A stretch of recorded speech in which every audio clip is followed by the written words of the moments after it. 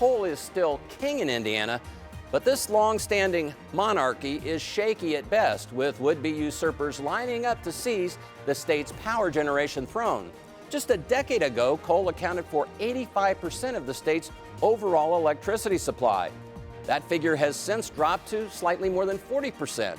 Hi, I'm John Schwannis, and on this week's show, we'll dig into the state's changing energy terrain, currently characterized by increasing industrial power demands and soaring residential utility bills. It's Indiana Lawmakers, from the State House to your house. Indiana Lawmakers is produced by WFYI in association with Indiana Public Broadcasting Stations, with additional support provided by Par Ritchie. Energy costs have soared, leaving Hoosiers frustrated. Last year, the Citizens Action Coalition reported the largest year-over-year utility cost increase in at least 2 decades. The study revealed a nearly 18% increase in the average utility bill. As artificial intelligence expands, demand for data centers has increased. They require massive amounts of electricity to operate and water to cool the systems. This need for power has contributed to rising utility costs, a hot topic for local communities.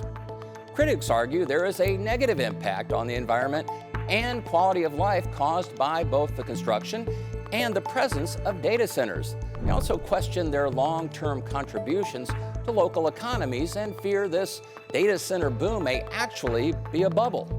Proponents, on the other hand, argue that data centers can serve as a catalyst for the local economy by attracting further investment. They also note that data centers can include BYOP, or bring your own power initiatives, to construct self-contained power grids rather than strain local power utilities. Governor Mike Braun has stressed that data centers can be a, quote, win-win for Indiana. The governor appointed 3 new members to the 5-person Indiana Utility Regulatory Commission. The IURC is responsible for setting rates for electricity, water, and gas, and ensures their safety and reliability, making them a key player in energy policy. While Indiana can still be considered coal country, nuclear reactors may become more influential soon in energy policy. AES, one of Indiana's Big 5 investor-owned utilities, announced it is conducting a feasibility study for constructing small modular reactors here in Indiana.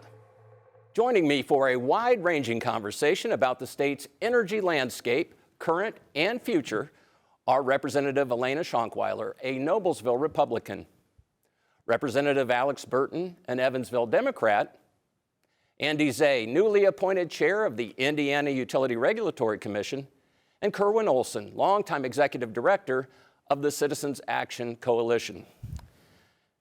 Here's my idea. If we had bottled the energy from the national championship at Hard Rock Stadium and all over the great state of Indiana, we could dispense with this conversation. Just got to figure out the transmission lines to capture it and get it here. But alas, we didn't capture it. Yeah. We got the championship, but not the energy. So let's go back to the topic at hand. Kerwin Olson, let me start with you, because people who open their utility bills have a sense of what's going on. The governor in his State of the State address talked about bills being too high. Put it in perspective. Do Hoosiers have reason to be upset? We're below the national average, I think, still, for our average costs. We're doing fairly well in the upper Midwest. Again, it doesn't help to be better off than others when you're hurting, I suppose. How bad is the situation for residential ratepayers right now in Indiana? Yeah, we think times are pretty tough. The Indiana Utility Regulatory Commission releases its annual electric bill survey July 1st of every year. We saw that survey in July of 2025 and looked back to July 2024, and we noticed a dramatic increase year over year. So we looked back at 20 years of those surveys, and what we saw was by far the largest increase year over year in at least 20 years, with the average Hoosier household paying close to $30 more per month, about 17.5% on their bills year over year. So that's a significant increase that Hoosiers are facing today. And I was looking at some national data. Yale just came out with an analysis that talked about how nationally residential ratepayers are bearing more of the burden, relatively speaking, than commercial and industrial. Indiana the same? Oh, yeah, no, we absolutely agree. We have very favorable policies from our perspective, based on the idea of economic development, if you will, for large users of electricity. And a lot of those costs are falling on not just residential customers, but also general service, small business, seeing significant increases in their bills with the cost allocation between customer classes. And we think we could do a better job sort of in allocating those costs in a more fair way. Andy Zay, the new sheriff in town. Congratulations on your appointment, chair of IURC. You were a member of the Senate up until, and a member of the committees that deal with all these very issues. So it's not a strange subject, an unfamiliar subject to you at all. But now that you have a week under your belt and you know all the answers, do you agree, A, that we have a problem here, and B, why do we have a problem? Well, certainly we have a problem. I mean, you know, we operate within the 4 pillars, or the 5 pillars that have been given to us, and the top of that is affordability. And that's something that's cognizant to my staff of 78 that are working diligently every day and responding to rate cases, responding to the cases that come before us.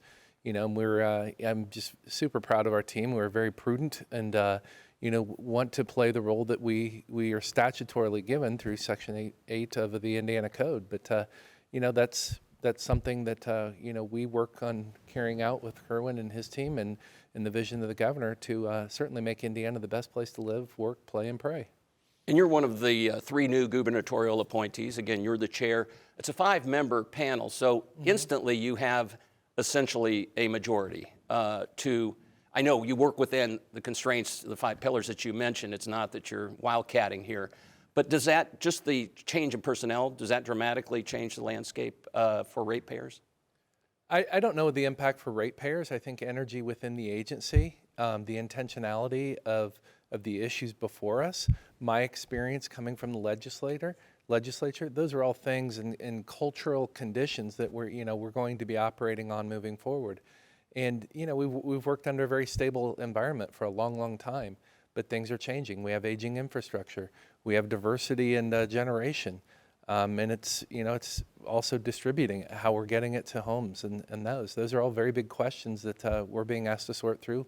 You know, partnering with the utilities as they send those cases before us. Well, we know now, we've agreed apparently on some of the challenges that we face and maybe how we got here. Now we get to some bipartisan agreement, because if there's one bill, or I should say one issue that's drawn Democrats and Republicans together, it's concern about utility costs. Representative Shonkwiler, you are the author of Bill 1002, which those who watch State House, that's called a priority bill. Anything, you know, like 1 through 4, 1 through 5, which means in a supermajority in both chambers, this is probably going to be pretty soon House Enrolled Act, and pretty soon it's going to be statute. Hopefully. Tell us, and it's multiple parts, but tell us what you think are some of the key components of this bill in terms of giving relief. You know, it actually has 3 components. The first is shifting the cost-based regulatory structure for investor-owned electric utilities to more of a performance-based. So performance-based rate making is not new nationally. There's 17 plus states that have implemented performance-based rate making. And in performance-based rate making, there's performance incentive metrics. And when we say incentives, you know, it's incentives, disincentives, carrots, sticks. We are also looking at multi-year rate planning. And then there's instead of a year, it would go to 3 years. Yes, So the idea being more stability. Exactly. If you shift to a multi-year rate plan, that longer runway provides more stability for ratepayers, and I think also it forces the investor-owned utilities to be more cost efficient in the long term, and really focus on the ratepayer. And then the final component of the bill is really around affordability. We can't be tone deaf in the legislature to Hoosiers stating that there's an affordability issue. We have 5 investor-owned electric utilities, and they all serve different demographics, different climates, and we need to make sure that we are putting them first. I think everyone approaches affordability different. How do you define it? How do you measure it? And that's really what this bill is set out to do. I would say it's an incremental for performance-based rate making. This is an incremental step. We're not doing wholesale change, trying to make sure that we are focused on what is the right move for the state of Indiana. Well, let's take them in the order that you presented them, and we'll talk first about the changes in the rate structure, the notion of performance-based. And again, this is, I think the example given was you're going to fare better as a utility if you get out and restore people's electricity after a storm faster. Something as simple as that. Yeah, I think Hoosiers need to know that their lights are going to come on, even in inclement weather. So how about this, Alex Burton, the notion of these new criteria for rate determination coupled with going from annual rate cases to every 3 years? Good idea? Yeah, I'm so grateful to hear affordability being top of mind in a bipartisan manner. This is an opportunity to really embrace what Hoosiers are saying and really make change. For so long, specifically in my neck of the woods, our utility rates have been uncontrollable and really unpredictable going month to month. And I think this presents an opportunity for us to really address that and make sure, looking in the long term, Hoosiers in Southwest Indiana specifically can best plan and make sure that affordability remains top of mind. And from my seat, I am going to be championing affordability for ages simply because the burden, the energy cost is really crippling so many in our community, especially the most vulnerable. Well, and you, I believe, before the session began, had a town hall or maybe multiple town halls devoted specifically to this issue. And I looked at some of the video. Full house. Yes. This is on the mind of your constituents. Absolutely. Some thought I was crazy for hosting a town hall specifically focused on utilities, but it's the number one issue impacting small business, those who are owning homes, those who are aging, who want to age in place. They have to make the decision to pay their property taxes over paying their utility costs. And we have our older Hoosiers living in homes without heat in November and December. And the local community is rallying around those households who are experiencing that. But I'm looking forward to legislation being enacted that really addresses the root cause and makes sure that Hoosiers who own their home and are seeking to just pay their bills have the ability to do so. And I know, Kerwin, your organization and Conservation Voters came up with a study tied to a poll and so forth back, again, before the session. White paper, lots of ideas. Some of your ideas, if I'm not mistaken, are incorporated into Representative Shonkwiler's. Not as many as you'd like, I'm sure, but talk about the bill. Absolutely. We are incredibly encouraged by Representative Shonkwiler's bill and grateful for her leadership on this issue. I think our top issue in the bill that we strongly support is finally we have a mandate, if you will, on providing assistance to low-income, vulnerable households who should be the focus of the affordability conversation. Some can afford these bill increases and these spikes, but many cannot. And so that targeted approach, focusing on the most vulnerable among us who we really need to insulate from all these rate hikes is good news. And we are incredibly grateful for Representative Shonkwiler's leadership on this issue. Because utilities have had a little bit of that, but those have been state and federal programs that have sort of filled the gap to a certain extent. Yeah, they've been marginal. It's been federal support through the LIHEAP program and then some crisis program funding that utilities have. But the goal ultimately should be to ensure that all Hoosier households have access to uninterrupted utility service. We're talking about quality of life. We're talking about lights. We're talking about keeping your refrigerator cold, hot showers, those types of things, dignity. So we appreciate that focus in the bill. Andy Zay, if we go from 1 year to every 3, you get 2 years off. You just cut your work. I know I'm being facetious, but good idea. Well, we look forward to working with the legislature. We have representatives over there working on the legislation with Alaina and Representative Shonkwiler and everybody involved. And what could be better? We become the arbiters of their laws, and so the challenge there will be for us to train and repivot and look at a new way of doing things. And that's actually the energy I'm trying to bring to the IURC anyhow. I want every day to be a new day and every challenge to be a new challenge, looking at these 5 pillars and especially affordability. And we've got a phenomenal team. Very impressed we have over 100 degrees just within the agency and people really digging into the meat and potatoes of all this. It's a challenge, and it's not, we're talking about it as an Indiana challenge. It's certainly a national challenge as well. So seeing what they're doing at the national level with FERC and NERC and how that comes down through the RTOs to our local level here in the state, and how we're going to be a leader in that.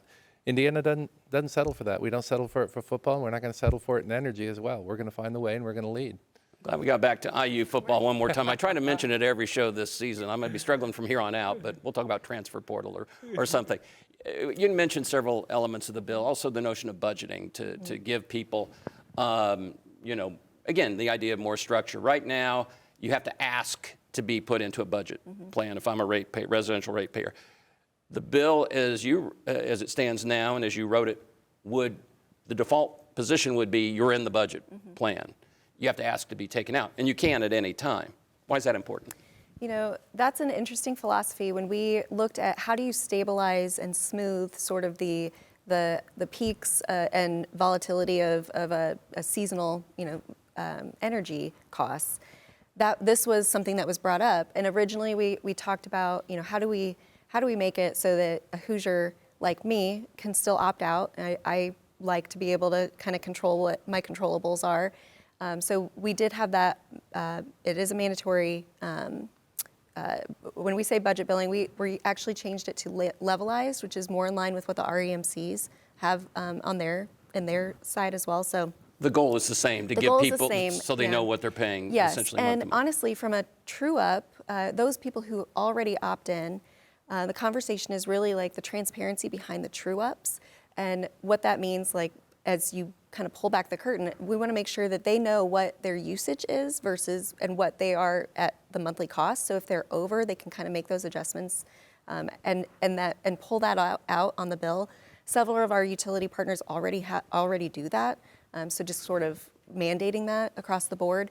But again, it's a stabilization feature and kind of smooth that out. And it helps, I think, Hoosiers as you look at what's coming out of your budget every month and what your household burden is. That's really the goal, is to keep that smooth. And I know it's not necessarily a perfect solution. I think we're still going to continue to have these conversations year over year, but it's something that we should consider. And Alex Burton, it's those true ups, to use that term, or reconciliation, whether it's one time a year. I think the bill would require two. Yes, no more than two. At least, or no more than two times, where again you're paying X amount. At some point, presumably you're going to owe more. I don't know if anybody ever owes less, but that's the reconciliation time. That troubles you, and you mentioned in committee that that's problematic for you. Explain. Yeah, I think for me, it's making sure that ratepayers are understanding what all is happening, and the true up historically has had a negative connotation, specifically in Evansville, when it talks to budget billing. And thanks to Representative Shonkwiler and the committee, we've changed it to levelized. I think I want to focus more so on the opportunity that we have to make sure that the bills that are happening and being brought to the mailboxes of those in Evansville are aligned with those happening in Indianapolis, Northeast, Northwest Indiana. Really just making sure that we're in a position of having some consistency across the board, so that what's happening in Southwest Indiana isn't an anomaly and everybody's looking at us funny because there's complaints about energy costs. Trying to create more of a standardized process and just overall direction for the. And this eases some of your concerns. I mean, because I know you were saying, you think you're paying a certain amount, and then you get, if you're paying, I think you used the example 320, and all of a sudden you're hit with 600, the 600. Yes. And you, Kerwin, actually said during testimony that was problematic for you and your constituency as well, because it could exacerbate the problem if you need to pay that all at once. That actually puts you in the hole more than perhaps you were to begin with. Yeah, we still have some concerns about that provision, because there's an extraordinary amount of people that reach out to my organization with complaints about the budget billing process, as well as the commission and the OECC, and that reconciliation is a big concern for us. And what happens with that balance sort of moving forward? You have a customer who's been making payments, and then all of a sudden at that true up time they have $800 on their bill that they simply can't pay. We can't ask people to do things that they just simply cannot do. And to Representative Burton's point, we're also concerned about consistency statewide, making sure that all the utilities are playing by the same rules, if you will. So we're hopeful that the commission will take that, write some rules, write some framework, put in place some floors, if you will, to guide the utilities and let customers know what the rules of the road are with respect to that levelized billing plan, those reconciliations, and what their rights are. You know, we're probably, 15, 20 minutes into this conversation. Nobody's mentioned data centers yet. It's hard to have a conversation in Indiana or anywhere in the country anymore about rising utility costs without debating the role of data centers. You know, do they gobble up too much, both electricity and water? I know you had a couple bills, Alex Burton, on that. Won't get hearings this time around, but I'm sure they'll might be back again in the future. Andy Zay, we can't have a conversation without data centers. Where do you see them fitting into this? Well, it's not just data centers. I mean, let's be fair. We have an increase in demand now. We spent a long time where we had very level demand and actually decreasing to some effect. When you look at the implementation of LED and other efficiencies through our grid, we were doing a pretty good job meeting our economic development needs and meeting the needs in a very, very stable generation. And we bounced in a very short time with advanced manufacturing, the demand in technology and other things like that, to a high demand cycle. So, I mean, you know, it's something that collectively we're going to need to grab a hold of and figure out. And, you know, it's a part of what we are living in now. It's a part of why I chose to take this position, because we need people that, you know, understand these issues, that can implement the laws that are given to us to figure out the best path forward. And fortunately, we have a very phenomenal team at the IURC that can dig in, and, you know, I'm trying to add a little bit of entrepreneurism, creativity there, where, you know, I can support them and look at tear these things apart and find the best avenue forward. There's not a great solution, and I mean, I'm looking forward. I'm going to the national conference in about a month, and you know, I'm looking forward to interacting with my colleagues and hopefully bringing back some new and creative ideas. Because this is a challenge that states across the country. Anybody that has data centers, I think Virginia has sort of the hub now globally, and they're wrestling with some of these same issues. Is the problem, and I know this, we could spend hours on this, that as a state we're worried about producing enough energy to keep these data centers up and running, or are we concerned that in doing so the tide rises for everyone in terms of costs, and they're maybe not paying their fair share? The governor talked about, and again, in the state of the state, it's about making them pay their way. Am I oversimplifying things, or is it, we have energy enough if they pay their way? Is that a gross oversimplification? I think as Hoosiers are looking at data centers and we keep seeing them enter the state, I think the question is, who is paying for the energy? Is that creating a rising demand that ultimately residential ratepayers are going to potentially shoulder? And I think that is what I think the governor said in the state of the state. I think we as committee members, both on the House and the Senate, have wrestled with. I think our leadership have wrestled with. What does that look like for the Hoosier state? We've laid groundwork to allow infrastructure to occur around sort of data centers, battery storage plants, all of the above, right? And we need to listen to Hoosiers and what they want, but we also are looking at it from an economic development perspective. I think we can all agree that AI is not going away, right? Data centers are a necessary mechanism of doing business, and not just in the state, but globally.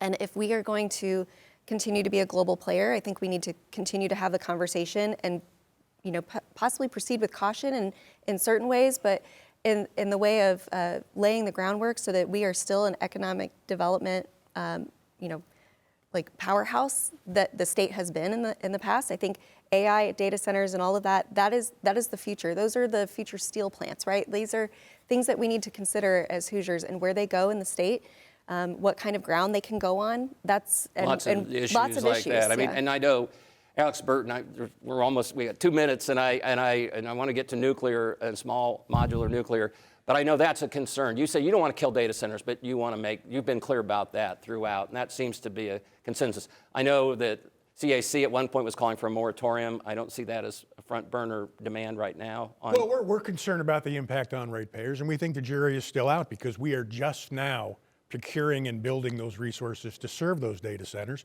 We've made significant transmission investments that we've seen those costs spread across the rate base. So this has just begun. We just now have these massive data centers being built with utilities filing for those resources. So we'll see what happens to bills moving forward. And as we try as a state and as a nation to accommodate these growing AI demands and needs, one solution that the governor has advocated, and some legislation that seems to be moving, and we're down to a minute, would be nuclear, small nuclear reactors, to basically get IDEM, Department of Environmental Management, more out of the way, make it easier, especially where there's already siting for these things. I know Purdue did a study a couple of years ago saying there's 8 places where coal coal facility-fired plants where this would be good. Andy Zay, is nuclear in our future? Well, we'll see what's brought before us. I think absolutely. You hear the conversation. There was a huge summit at Purdue, and from our vantage point, it's what's brought to us, and I believe that we'll probably see that in the future, and that'll be where we will look at the rate cases and the rules that were given by the legislature and move forward and make those decisions. But our team's well prepared for that, and I think that's going to be the key. But it's an all-in policy. I mean, and that's what the legislature's created. That's what I created when there, and I think that's what we're going to be responding to at the IURC. All right. I know you didn't want to see cutoffs during the hot summer months. I don't want to see a cutoff of this conversation right now during this as we're just getting into it, but we have to go. Again, my guests have been Republican Representative Alaina Shonkwiler of Noblesville, Democratic Representative Alex Burton of Evansville, Andy Zay of the Indiana Utility Regulatory Commission, and Kerwin Olson of the Citizens Action Coalition. Time now for our weekly conversation with analyst Ed Feigenbaum, publisher of the newsletter Indiana Legislative Insight, part of Hannah News Service.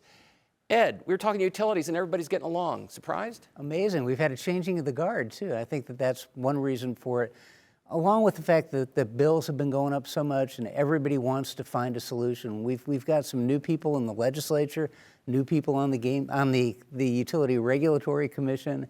And I think that you saw today part of that changing of the guard. I think going forward, you're going to see Alaina Shonkwiler and Alex Burton be the new Ed Soliday, Matt Pierce for the next decade or so. And part of that changing of the guard, we alluded to this, is the governor. He has a new utility consumer counselor, which he mentioned in the State of State, and 3 new members of the IURC, including our guest Andy Zay. That's a majority. Does a change of personnel really change policy for ratepayers? Attitudinally, it helps, but in terms of the actual law and adherence to the law, it's not going to make a whole lot of difference. There are things that they have to do statutorily, things that they have to consider, and then they also have to deal with some changes at the federal level. We just saw the Federal Energy Regulatory Commission, U.S. Department of Energy, impose some new rules saying that a bunch of the generating units that were slated for closure this year have to stay open. There's not anything that the Indiana Utility Regulatory Commission can do about that,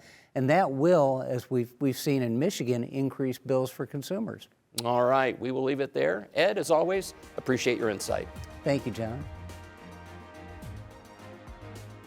A new study suggests that a lack of affordable child care is costing the state more than $4.2 billion a year in lost economic potential. We'll examine possible remedies on the next Indiana Lawmakers. Well, that concludes another edition of Indiana Lawmakers. I'm John Schwannis, and on behalf of our analysts and crew, I thank you for joining us, and I invite you to visit WFYI.org for more State House news. Until next week, take care. Indiana Lawmakers is produced by WFYI in association with Indiana Public Broadcasting Stations, with additional support provided by Par Ritchie.